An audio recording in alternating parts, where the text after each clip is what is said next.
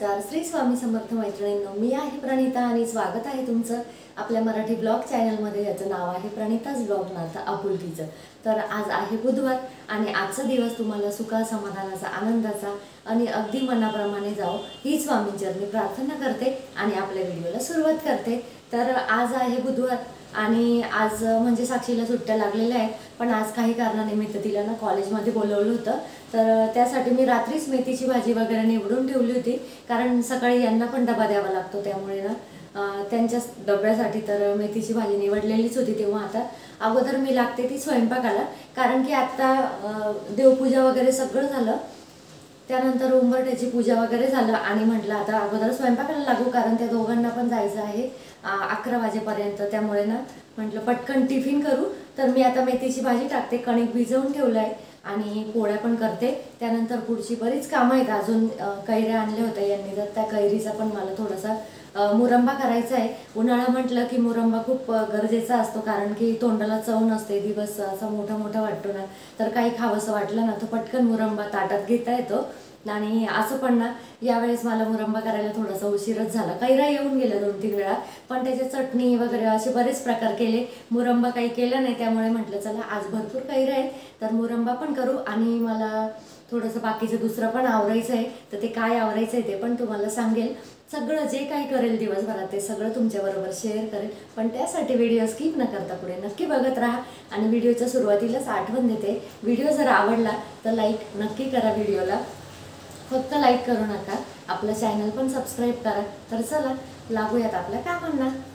आता इथे मी मेथीची भाजी टाकते आणि मेथीची भाजी टाकण्यासाठी ना अगोदरच आपण मेथी म्हणजे सकाळी काय करायचं आहे ना, तर याचं नियोजन रात्रीच करून ठेवायचं, म्हणजे कसं सकाळी धावपळ होत नाही.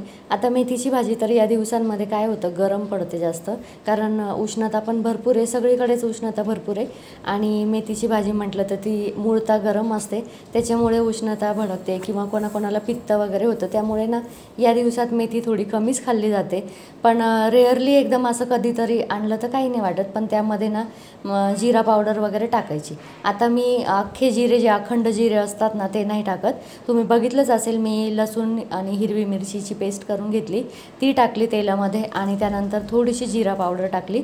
तर जिरा पावडर मी प्रत्येक भाजीसाठी नाही वापरत, काही भाज्यांमध्ये जिरे वापरते, काही भाज्यांमध्ये जिरा पावडर वापरते. आणि त्यामध्ये धुतलेली मेथी टाकली. आणि या दिवसामध्ये काय होतं ना, मेथीची भाजी असो किंवा म्हणजे कुठलीही पालेभाजी असो, तर पालेभाजी पटकन सुकते. रात्री मी निवडून ठेवली ना तर त्या मेथी पूर्ण अशी सुकल्यासारखी झाली होती, पण थोडा वेळ जर पाण्यात ठेवली ना आपण तर पुन्हा ती फुलते, तशीच ताजी होते एकदम. आणि धुवून आणि एका जाळीमध्ये ठेवून द्यायची, पुन्हा फुलते ती. जाळी अगदी थोडीशी भरली ना तर ती अगदी 5 मिनिटांनी तुम्ही जाऊन बघाल ना तर पूर्ण मेथीची भाजी फुललेली असते त्याच्यामध्ये. तर अशा पद्धतीने काही वेळेस काय होतं ना की आपल्याला असं वाटतं मेथीची भाजी किंवा कुठलीही पालेभाजी सुकली तर फेकून देऊ की काय, तर फेकण्यापेक्षा ना ती थोडीशी म्हणजे आणली तेव्हाच निवडून ठेवायची, म्हणजे तिचा नाश होत नाही. आणल्यावर निवडली ना तर नंतर कंटाळा येत नाही, कारण नंतर उन्हाळ्याच्या दिवसामध्ये पटकन भाज्या सुकल्यासारख्या दिसतात आणि आपण त्या निवडतच नाही, मग डायरेक्ट टाकूनच देण्याचा निर्णय घेतो.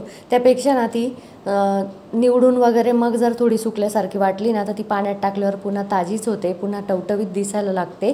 तर असो, आता इकडे एक साईडला मेथीची भाजी टाकली, सुक्कीच टाकली, कारण की यांना डब्याला करायची होती. आणि त्यातलीच काही मेथीची भाजी जी आहे ना ती मी साईडला ठेवली, ती आम्हाला नंतर रश्याची करणार आहे. तर इथे साक्षीची पण तयारी चाललेली कॉलेजची आणि इकडे माझा टिफिनची पण लगबग चालली आहे. तर सकाळी ही अशी सगळीच धावपळ असते. आता बरेच दिवस झाले सुट्ट्या होत्या कॉलेजला, तरी पण ना बराच आराम केला आणि त्यानंतर आता पुन्हा खूप दिवसांनी डबा म्हटलं ना, आता 1 तारखेपासून शक्यतो कॉलेज चालूच होणार आहे. मग एकदा रुटीन बसलं ना 1 तारखेपासून, लवकर उठायचं, लवकर आपला स्वयंपाक वगैरे करायचा, टिफिन करायचे, तर एक रुटीन बसलेलं असतं बघा. आणि ते रुटीन बसलेलं असलं ना तर मग त्यानुसार आपलं बरोबर सगळं दिवसभराचं चालू राहतं, टाईम टेबल ठरवलेलं असतं, त्या रुटीनप्रमाणे आपण चालू राहतं. पण सकाळ म्हटलं की सकाळी मात्र खूप लगबग असते. तुम्ही कॉलेज असू द्या, शाळा असू द्या किंवा नसू द्या, पण आपल्याला सगळ्यात पहिलं म्हणजे कपड्यांच्या घड्या वगैरे किंवा झाडझूड या गोष्टींसाठी सकाळी टाईम नाही द्यायचा. जे बाहेर जाणार आहे ना अगोदर त्यांच्यासाठी टाईम द्यायचा. आता तुम्ही म्हणाल तर तुम्ही बरेच माझे व्हिडिओ बघितले असेल की मी सगळ्यात नंतर म्हणजे सगळे केल्याच्या नंतर झाडझूड फरशी पुसणं वगैरे सगळं करते. तर अगोदर मी टिफिन वगैरे बनवते, कारण की जे बाहेर जाणार आहे त्यांना व्यवस्थित शांततेत बनवून दिलं ना तर आपला पण आत्मा शांत राहतो, कारण की वेळेवर डबे वगैरे गेलेले असतात आणि ते गेल्यानंतर आपल्याला घरातल्या कामांचं काही नाही. घरातली कामं आणि आपण दिवसभर घरीच राहतो, त्याच्यामुळे ना घरातल्या कामांची सकाळी सकाळी अगदी धावपळ किंवा घाई गर्दी करायची नाही. सगळ्यात अगोदर मी उठले ना तर माझी देवपूजा पण मी सगळे केल्यानंतरच करते, पण मात्र तुळशीची पूजा वगैरे करते, देवापुढे दिवा लावून देते आणि त्यानंतर सगळ्यात अगोदर चहा पाणी झालं की स्वयंपाकाला लागते. म्हणजे कसं ज्यांचे टिफिन वगैरे आहे किंवा जे जेवण करून जाणारे आहेत ना तर त्यांना जेवण वगैरे करून जाता येतं. आणि बघा कोणी जर घरातून उपाशी गेलं ना तर आपल्याला पण दिवसभर चैन पडत नाही ना. आपल्याला पण असं वाटतं की अरे आपण आता इथे आरामशीर जेवणार आणि आपल्या घरातली व्यक्ती तर बाहेर गेली तर ती उपाशीच गेली असं मनात आहे ना गिल्ट येण्यापेक्षा सगळ्यात अगोदर स्वयंपाकाला लागायचं. आणि स्वयंपाक झाल्याच्या नंतर मग म्हणजे कसं तयार असला ना स्वयंपाक तर ज्याला डबे पाहिजे त्याला डबे पण देता येतात. कोणी म्हटलं तर जेवण करायचं आहे मला उशीर होतो तर जेवण पण देता येतं अशा पद्धतीने. आता सगळे गेले होते, म्हणजे आधी नाही, आधी क्लासवरून आला होता आणि साक्षी वगैरे गेले होते, साक्षी तिचे पप्पा. त्यानंतर मी लगेच घर आवरायला घेतलं. आवरायला म्हणजे काही असं वरचं वगैरे काही नाही काढलं बरं का, रोजचंच आपलं रुटीनचं. तर ते या जाळीमध्ये तुम्हाला म्हटले होते मी लॉन्ड्री बॅग आहे माझी, कारण तिच्यामध्ये आम्ही ना सगळे धुवायचे कपडे वगैरे टाकतो. पण तुम्हाला आज त्याच्यामध्ये ना वेगळंच काहीतरी पसारा दिसत असेल तर साक्षीने ड्रेस वगैरे शिवायला काढले होते. आता मध्यंतरी सुट्टी होती ना तिला, त्याच्यामुळे तिने जरा ड्रेस वगैरे असं काहीतरी शिवायला काढलं होतं. तर ते सगळं कातरणं म्हणजे कापून वगैरे ठेवलेलं सगळं त्या बकेटमध्ये ठेवलं, त्यामुळे तुम्हाला ती बकेट जरा भरलेली दिसत असेल ड्रमवरची.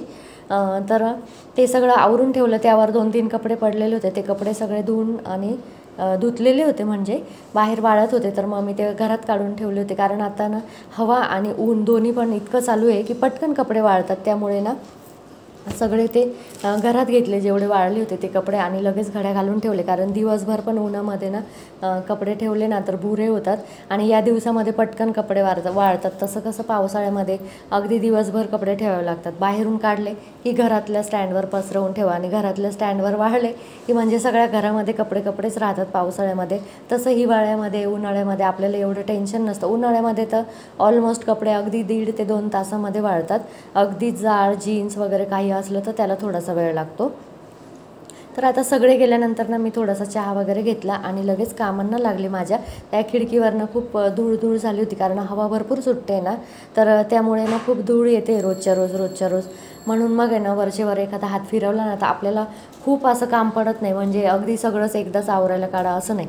अगदी हातोपाती थोडं एक दिवसाचं आवरत राहिलं ना तर आपल्याला खूप काम पडत नाही. तर मी आता या रूमचं आवरायला आले होते, म्हटलं चला या खिडकीवरनं बरीच धूळ दिसते आणि ट्रान्सपरंट काचा असल्यामुळे ना धूळ पटकन लक्षात येते. म्हणजे पलीकडचं दिसलं नाही ना तर लक्षात येतं की थोडं भुरकट दिसतं, तर धूळ जास्त झाली. म्हटलं चला लगे हात आता खिडक्या पुसूनच घेऊ, म्हणून मी या सगळ्या खिडक्यांना कॉलिनने मस्त पुसल्या.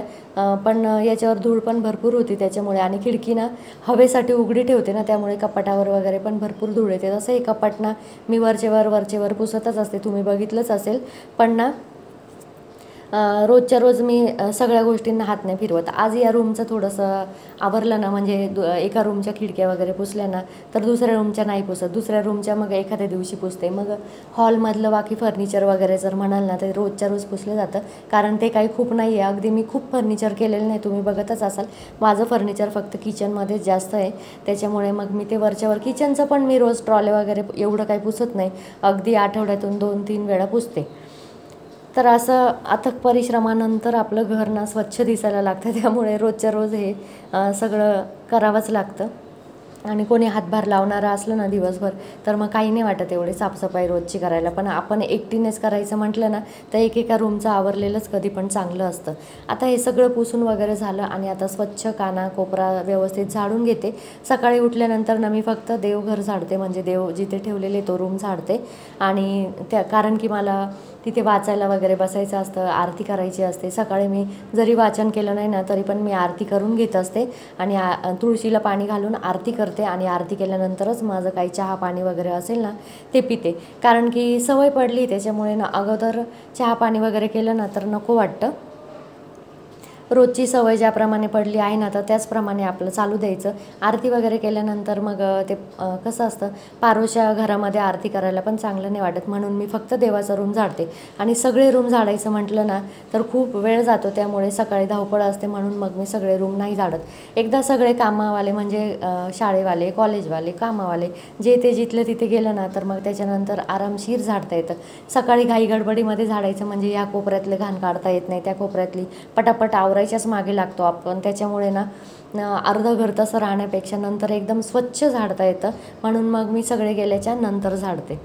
चला, सगळं काम आवरलंच आहे म्हटलं लवकर, तर आज ना हे कपाट थोडंसं आवरू.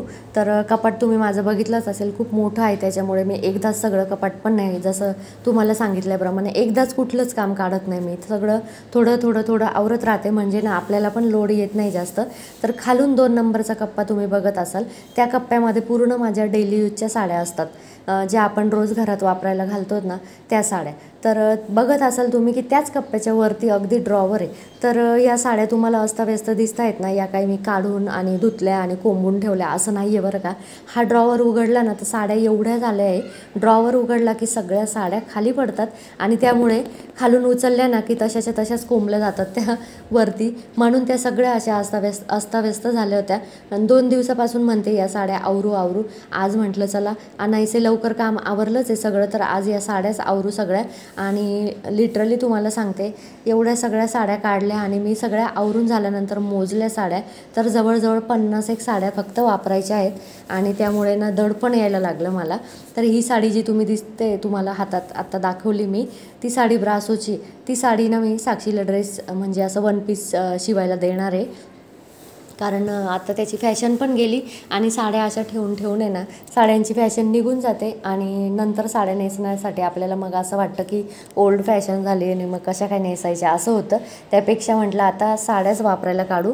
मग आजपासूनच सुरुवात केली साड्यांची वापरायची, कारण म्हणतात ना कल करे सो आज कर, आज करे सो अभी. तर तसं साड्या आजपासूनच वापरायला सुरुवात केली आणि सगळ्या साड्या आता व्यवस्थित झटकून वगैरे घड्या घालून ठेवते, कारण की साड्या खूप दिवस ठेवल्या ना तर त्याच्या घड्या उलट्या साईडनी करायच्या, म्हणजे आपण जशी घडी मारली ना तर ती उलटी साईड करायची घडी. कारण की जी म्हणजे बघा आता जिथे घडी मारलेली असते ना तर त्या साईडला असं कपाटातून थोडीफार धूळ वगैरे जातेच आपली, तर त्या घडीला बरोबर ती धूळ बसते, त्याच्यामुळे ना उलट्या साईडनी घडी करून आणि साडी ठेवायची. आणि खूप दिवस किंवा खूप वर्ष साडी जर वापरली तशीच ठेवली तर ती विरायला पण लागते घडीच्या ठिकाणी, त्याच्यामुळे घडी ना त्याची जरी वापरणं नाही झाले साड्या तरी उलटपालट अशी घडी करत राहायची. मध्यंतरी काय झालं की मी बऱ्याचशा साड्या काढल्या होत्या आणि त्यानंतर म्हटलं असं गोधडी वगैरे शिव, माझ्याकडे काही ब्लँकेट वगैरे नाही आहे, कारण की आमच्या घरात सगळ्यांनाच गोधड्या आवडतात, त्याच्यामुळे ना गोधड्यांसाठी पण मला थोड्याफार साड्या काढायचं असं चाललं होतं. तर मध्यंतरी मी बऱ्याच साड्या काढल्या होत्या, तरी पण आता इतक्या साड्या जमा आहेत आणि आवडली की घे साडी. आणि एवढ्या साड्या जमा होण्याचं कारण पण तुम्हाला सांगते की मैत्रिणींचे म्हणजे ज्या साडीच्या दुकानावाल्या आहेत ना, म्हणजे ज्यांच्याकडे साडींचं दुकान आहे ना त्या माझ्या मैत्रिणी आहेत, त्याच्यामुळे ना आवडली की साडी घे, त्यामुळे भरपूर अशा साड्या जमा झाल्या आहेत. आता म्हटलं ह्या पटापट वापरून आणि टाकून देऊ, म्हणजे कसं पुढच्या फॅशनच्या साड्या येतात. आणि तसं तर मी असं काही आहे ना एकदम अशा ज्या ट्रेंडिंगला असतात ना त्या साड्याच घेत नाही, कारण की काय होतं तेवढ्यापुरतं तेवढी फॅशन येते आणि नंतर फॅशन निघून जाते. साडी काही अशी गोष्ट नाही आहे किंवा अशी वस्तू नाही आहे की आज वापरली आणि उद्या लगेच फाटली आणि फेकून दिली, त्याच्यामुळे ना जे ट्रेंडिंगला असतं ना ते घेण्याच्या मी भानगडीतच पडत नाही. जे असं नेहमी चालणारं असतं, ज्याला आपण क्लासिक न्यूट्रल म्हणू शकतो, तर त्या साड्या कायम चालणाऱ्या असतात, जस्ट लाईक बांधणी किंवा अशा आरशाच्या वर्कच्या असतात किंवा थोडंसं काठपदर, आता पट्टीचा गोटच्या साड्या असतात त्या नेहमी चालतात. तर त्या तशा पद्धतीच्या साड्या घेतल्या ना तर त्या सतत चालत राहतात, त्याचा ट्रेंड पण जात नाही, मग त्या तुम्ही कधीही नेसल्या ना तर काहीच वाटत नाही. आणि ज्या ट्रेंडिंगला आहेत त्या साड्या जर नेसल्या ना तर असं वाटतं, म्हणजे काही वर्षांनी नेसल्या ना तर कोणी जर असं म्हटलं ना की आता या साडीची फॅशन गेली ना तर एकदम असं वाटतं पुढच्या वेळेस ती साडीच नेसू नये, असं बऱ्याच वेळा होतं बघा. त्यामुळे ना मी त्या पद्धतीच्या साड्याच घेत नाही, ज्या अशा न्यूट्रल चालतात ना तर त्या पद्धतीच्याच साड्या घेते, म्हणजे कसं आपल्याला वर्षानुवर्ष साड्या वापरायच्याच साड्याच्याच असतात. तर बघू शकता तुम्ही साड्यांचा किती पसारा झाला आहे खाली. आता हा सगळा पसारा आवरते आणि नंतर तुम्हाला भेटते सगळं आवरल्याच्या नंतर, कारण आता एवढं सगळं आवरत माझा 1 तास निघूनच जाणार आहे. ज्या सगळ्या साड्यांच्या म्हणजे घड्या मोडून झटकून आणि उलट्या घड्या घालून आणि मग ठेवणार आहे मी, जेणेकरून ना त्याची धूळ वगैरे जी बसलेली असते ना ती पण निघून जाते. आणि एवढ्या वर्ष म्हणजे आता साधारण मी खूप दिवसापासून, म्हणजे जसं आता तर गरमीच्या दिवसामध्ये तर नाहीच साड्या घालणं होते, कारण की गरमीच इतकी होती तर नको नको वाटते साडी.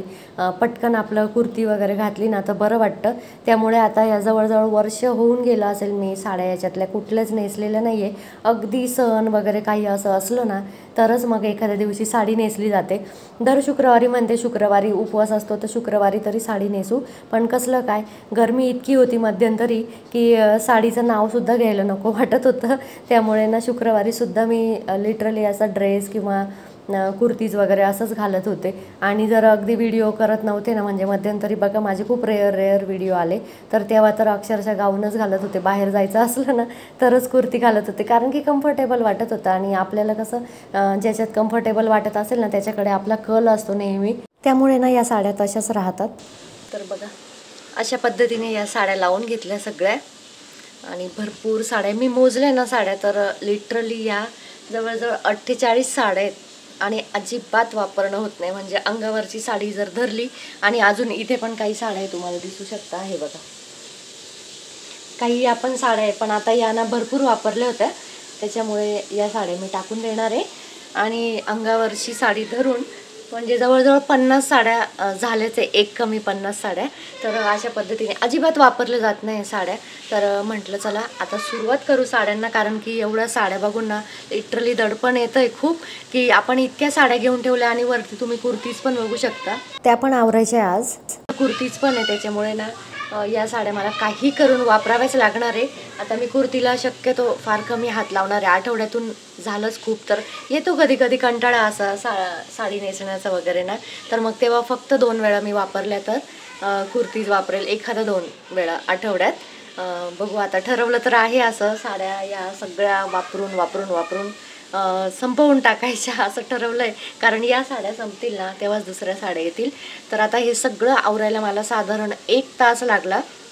आणि एवढं आवरूनसुद्धा मी ना बऱ्याच साड्या अशा काढल्या आहे की ज्या मला नकोच आहे, म्हणजे कारण की त्यांचा वापर पण बराच झाला आहे. तर बघेल आता त्या साड्यांचा काय उपयोग करायचा ते अजून काहीच ठरवलं नाही, त्या साईडला काढून ठेवल्या. आणि हे बघाल ना तुम्ही हे फोल्डर, तर या फोल्डरमध्ये सुद्धा साड्याच आहे बरं का, ह्यासुद्धा वापरायच्याच साड्या आहेत. अजून इथे ना हे ड्रेस मटेरियल आहे माझ्याकडे, हे बघा 2 आहे, एक बांधणीचं आहे, छान आहे हे कॉम्बिनेशन पण खूप सुंदर आहे. हे जे बांधणीचं आहे ना याचं पण कॉम्बिनेशन खूप सुंदर आहे, हे बघा असं कॉम्बिनेशन आहे त्याचं. तर आता कुर्तीजच एवढं आहे म्हटल्यानंतर आता हे ड्रेस कधी शिवायला मुहूर्त मिळणार काय माहिती नाही. पण आता तुम्ही बघा या फोल्डरमध्ये सुद्धा ना खूप साऱ्या साड्याच आहे. अजून त्या साड्यांचे मी घड्यासुद्धा मोडलेल्या नाही, काही साड्यांच्या, सगळ्या याच्यामध्ये ना साड्याच आहेत. हे बघा आणि हे जे फोल्डर आहे ना तर याच्यामध्ये सगळे माझे ब्लाऊज आहे. तर हे फोल्डर्स मी ऑनलाईन मागवले होते, आणि हे असे फोल्डर्स ना माझी मावशीच शिवून देते. तर हे टिकाऊ असतात म्हणून हे घरीच मी तिच्याकडनं शिवून घेतले. आणि हे जे ऑनलाईन मागवले ना तर हे एवढे टिकाऊ नाही, पटकन ते चिरले जातात, म्हणजे मटेरियल खूप हलकं आहे याचं छान, म्हणजे आपल्याला हवा तसा कपडा घेऊन आपण शिवू शकतो. आणि हवी तशा पद्धतीने चैन वगैरे लावून व्यवस्थित. आता बघा हा कॉटनचा कपडा घेतला आणि मला बांधणी आवडते, त्याच्यामुळे तिने बांधणीचा कपडा वापरला. त्याला आतून अस्तर पण खूप छान वापरलेलं आहे. तर ती शिवते असं फ्रीजचं कवर वगैरे, फोल्डर्स, याच्यामध्ये सगळे माझे ब्लाऊज भरले मी. साड्या खूप साड्या झाल्या आहेत. त्याच्यामुळे आता ना मी तर म्हणते मला कोणीतरी असं ओरडायला पाहिजे रोज, जर मी कुर्ती घातली तर काढ ती कुर्ती आणि अगोदर साडी नेस असं कोणीतरी ओरडणारं पाहिजे असं वाटायला लागलं आहे आजकाल.